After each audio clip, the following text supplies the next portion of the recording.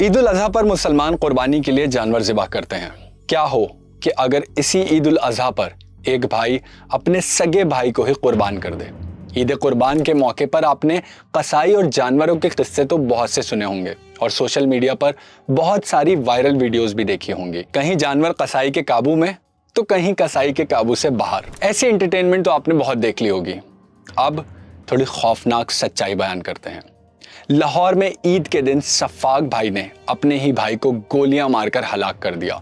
पापा आए, पापा ने कुर्बानी की, पापा ने गोश्त भी नहीं खाया, पापा को उसने ईद के तीसरे दिन कर दिया। घर आया, घंटे के बाद पता चला कि पापा इस दुनिया में नहीं रहे। लेकिन ये सब क्यों और कैसे हुआ, इसके लिए ये डॉक्यूमेंट्री आखिर तक देखनी होगी। तो चलें शुरू करते हैं।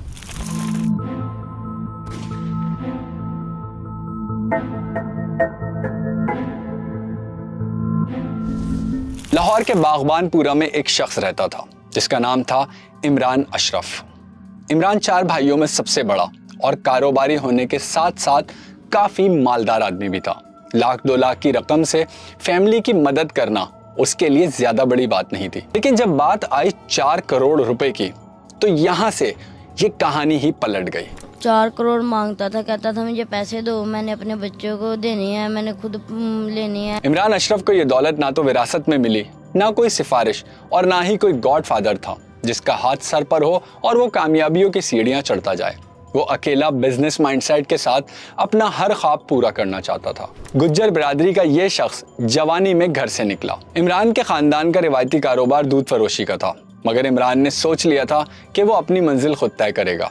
कम वक्त में ज्यादा पैसा कमाने के लिए इमरान ने रियल एस्टेट के कारोबार में शादी से कबल ही अपना कदम रख दिया था। शुरू में खानदानी कारोबार छोड़ना इमरान के लिए काफी मुश्किल साबित हुआ। इसी बीच इमरान की शादी भी हो गई, बच्चे भी हो गए, लेकिन हालात नहीं बदले थे। बेगम और बच्चों को कभी पेट भरकर खाना मिल जाता और कभी उन्हें फाका भी करना पड़ता। बिरादरी के लोग भी उस पर तंज किया करते थे, लेकिन इमरान ने कभी हिम्मत नहीं हारी और एक प्लान तैयार किया। उसने जैसे तैसे पैसे अरेंज करने के बाद लाहौर में एक छोटा सा रियल एस्टेट का ऑफिस खोला। शुरुआत में कुछ जमीनें बेची जिनसे ज्यादा प्रॉफिट नहीं हुआ, बस गुजारा चलता था। 3 से 4 साल काम किया, लेकिन जब इंसान मेहनत करता है और कंसिस्टेंसी से काम करता है तो देर से ही सही लेकिन उसे मेहनत का फल जरूर मिलता है। इमरान अशरफ की मार्केट में पहले जान पहचान हुई और एतबार बना तो उसका काम भी बढ़ गया। बिल्डिंग्स, खाली प्लॉट्स, खाली जमीनों की खरीदो फरोख्त और बड़े बड़े प्रॉपर्टी डीलर्स के साथ उसका उठना बैठना शुरू हो गया और देखते ही देखते ये बिजनेस लाहौर से कराची तक फैल गया। 17 साल की मुसलसल मेहनत और जद्दोजहद के बाद आखिरकार साल 2023 में इमरान अपनी बीवी और बच्चों को एक तोहफा देता है। ये था 8 से 10 मरले का लग्जरी हाउस। इमरान अपनी बेगम से बहुत मोहब्बत करता था। बेगम की सिर्फ एक ख्वाहिश थी कि जिंदगी में एक बार ही सही अपनी लग्जरी गाड़ी जरूर ले। एक दिन इसी इमरान की बीवी किचन में खाना बना रही थी। इमरान ने कहा, चलो तुम्हें कुछ दिखाता हूँ। आंखों पर पट्टी बांधी और घर के आंगन में ले गया। जैसे ही उसने अपनी बीवी की आंखों से पट्टी हटाई, बीवी ने सामने खड़ी लग्जरी गाड़ी देखी तो उसकी खुशी की इंतहाई नहीं रही। वो समझ रही थी कि ये सब एक ख्वाब है, लेकिन आज ये ख्वाब इमरान ने हकीकत में बदल दिया था। इमरान के फाइनेंशियली हालात अच्छे होने के बाद बच्चे अच्छे स्कूल में दाखिल करवाए गए, जिंदगी संवर गई। ईद उल अजहा के दिन भी करीब आ रहे थे। अब कुर्बानी वाली ईद हो और बच्चों की ख्वाहिश पर कोई बड़ा जानवर ना आए, ऐसा तो हो नहीं सकता। तो भाई, बच्चों की भरपूर ख्वाहिश के बाद घर में कुर्बानी का जानवर भी रौनक अफरोज हो गया। घर में एक अलग ही समा बन गया।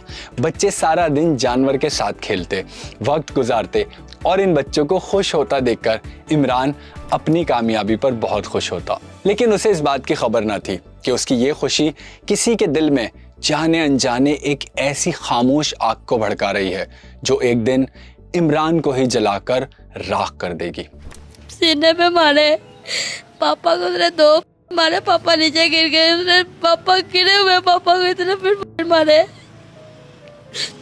और ये आग जलाने वाला कोई और नहीं बल्कि उसका अपना सगा भाई ही होगा। ये था इमरान का छोटा भाई इरफान। जिस तरह पहले मैंने आपको बताया, इमरान 4 भाइयों में सबसे बड़ा था।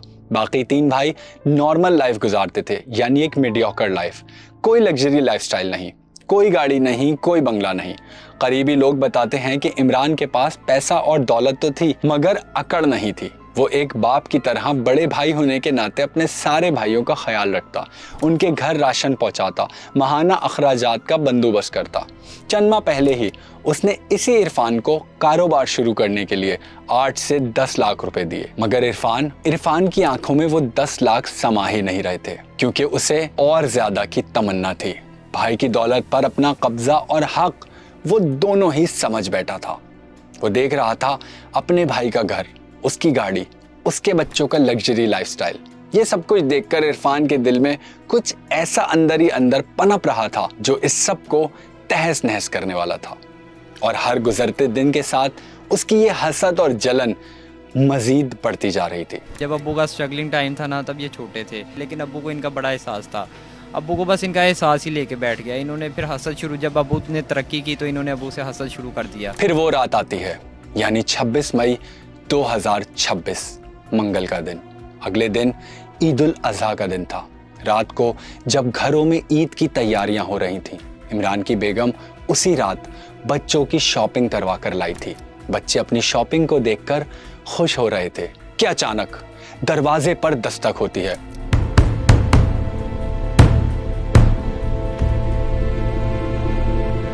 दरवाजा खुलता है तो सामने था इरफान। इमरान की बेगम ने कहा, भाईजान आप अचानक यहां? लेकिन इरफान ने कुछ नहीं कहा और थोड़ी ही देर में यहां वहां से 15 लोग निकल कर आए।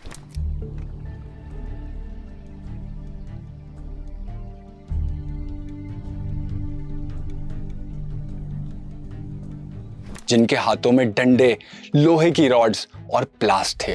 वो घबराकर अंदर भागी।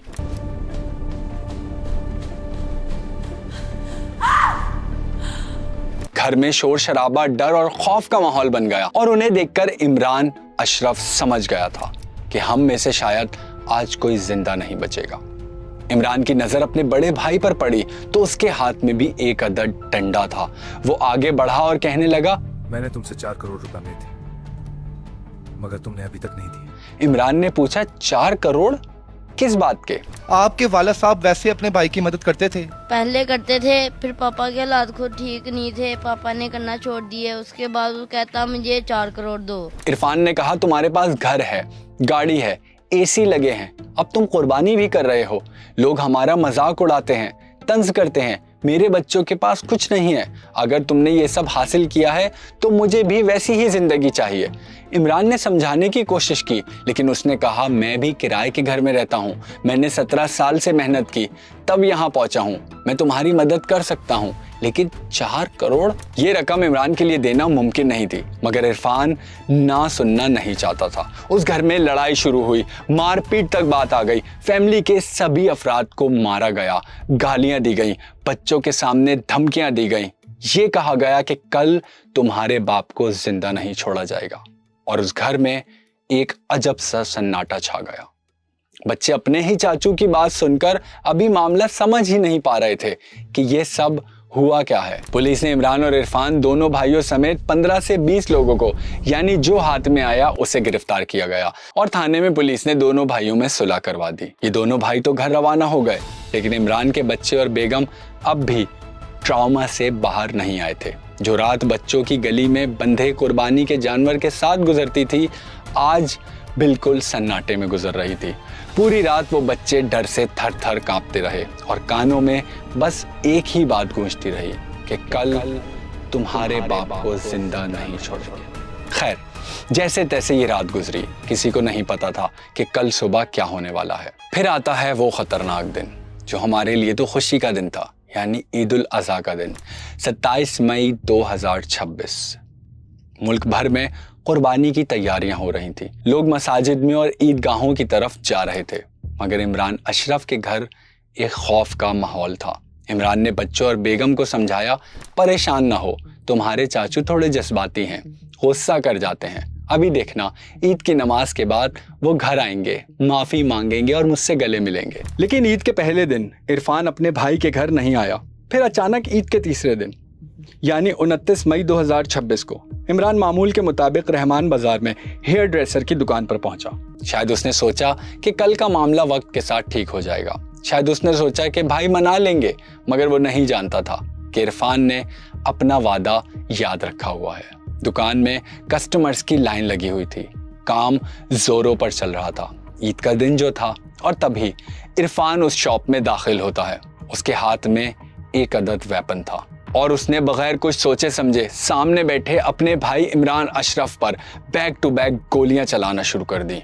गोलियों और चीखने की आवाजें वहां पर बुरे तरीके से गूंज रही थी। मौके पर मौजूद आई विटनेस बताते हैं कि 7 फायर मारे गए। एक अशरफ के सीने में लगा, एक रान पर और एक उसके उसी दिल में जिसमें उसका छोटा भाई बसता था। वो ये भी बताते हैं कि इमरान के आखिरी अल्फाज थे, छोड़ दो मुझे, जाने दो, मेरे बच्चे मेरा इंतजार कर रहे हैं। जिस टाइम मां नू पता चलिया है कि सगे बेटे ने मारता, उस टाइम वो मां ते की बीत रही सी? मां रोंदी सी, फिर आई है पुत्र दा मुंह वेख्या रोंदी सी। इस वारदात के बाद इरफान तो मौके पर ही फरार हो गया। फिर वहां पुलिस पहुंची, फॉरेंसिक टीम ने शवाहिद इकट्ठे किए और लाश अस्पताल में मुंतकिल कर दी गई।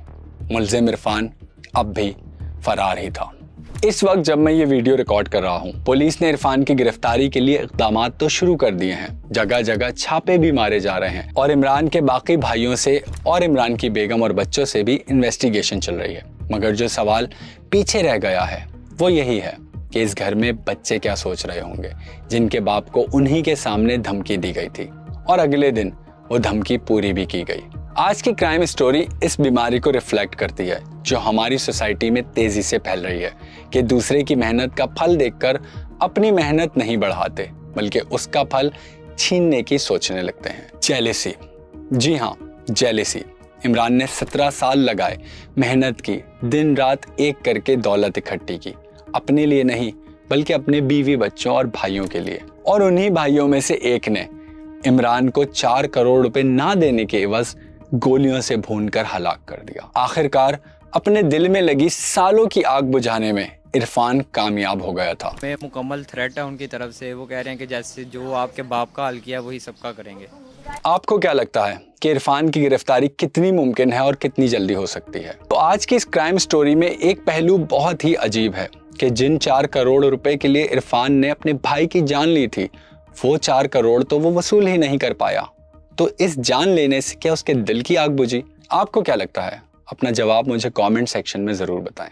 मिलते हैं अगली क्राइम स्टोरी में। जब तक अपना ख्याल रखें। शुक्रिया।